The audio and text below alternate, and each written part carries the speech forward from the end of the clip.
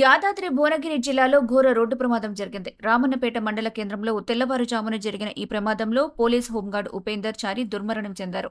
సిరిపురం గ్రామానికి చెందిన ఉపేందర్ చారి రామన్నపేట పోలీస్ స్టేషన్లో విధులు నిర్వహిస్తున్నారు. నిత్యక్రమంలో భాగంగా సుభాష్ సెంటర్ వద్ద వాహనాలను తనిఖీ చేస్తుండగా వేగంగా దూసుకొచ్చిన లారీ ఆపకుండా ఆయనపై నుంచి దూసుకెళ్లింది.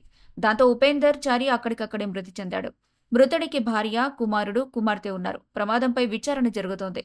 ఉపేందర్ చారి కుటుంబాన్ని ప్రభుత్వం అన్ని విధాలా ఆదుకోవాలని గ్రామస్తులు, బంధువులు విజ్ఞప్తి చేస్తున్నారు.